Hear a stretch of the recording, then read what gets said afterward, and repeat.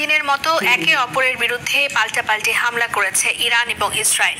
এদিন পূর্ব ঘোষণা অনুযায়ী ইসরায়েলে ক্ষেপণাস্ত্র হামলা চালায় ইরান। ইসরায়েলের তেল আবিব শহর এবং হাইফা বন্দরকে লক্ষ্যবস্তু করা হয়। এতে নিহত হন ৮ জন। অন্যদিকে ইরানের তেল স্থাপনা লক্ষ্য করে ইসরায়েলও পাল্টা হামলা চালায়। ইমতিয়াজ আহমেদের রিপোর্ট।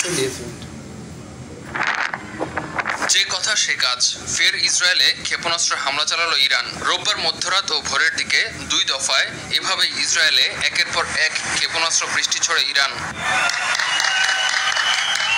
এদিন দ্রুতগতির ক্ষেপণাস্ত্র ব্যবহার করে দেশটি ইসরায়েলের তেল আবিব শহর ও হাইফা বন্দরকে হামলার মূল লক্ষ্যবস্তু করা হয়। জেরুজালেমের আকাশেও ক্ষেপণাস্ত্র দেখা যায়। ইরানি হামলার জেরে পুরো ইসরায়েলে সাইরেন বেজে ওঠে। এ সময় ভয় আর আতঙ্কে এদিক ওদিক ছোটাছুটি করতে দেখা যায় ইসরায়েলিদের। ইরানের করা এই হামলায় ইসরায়েলের বাণিজ্যিক রাজধানী তেল আবিব এবং রামাত গান শহরে বেশ কিছু অবকাঠামো ক্ষতিগ্রস্ত এবং হতাহতের খবর পাওয়া গেছে। এদিকে ইরানের রাজধানী তেহরানের শেহরান এলাকায় একটি তেল শোধনাগারে পাল্টা হামলা চালিয়েছে ইসরায়েল। এতে করে সেখানে ভয়াবহ অগ্নিকাণ্ডের ঘটনা ঘটেছে। রাশিয়ার প্রেসিডেন্ট ভ্লাদিমির পুতিনের সঙ্গে ফোনালাপের পর ইরান ইসরায়েল সংঘাত বন্ধের বিষয়ে একমত হওয়ার কথা জানিয়েছেন মার্কিন প্রেসিডেন্ট ডোনাল্ড ট্রাম্প। এমন পরিস্থিতিতে যুক্তরাষ্ট্রের সঙ্গে ষষ্ঠ দফা পারমাণবিক আলোচনা বাতিল করেছে তেহরান।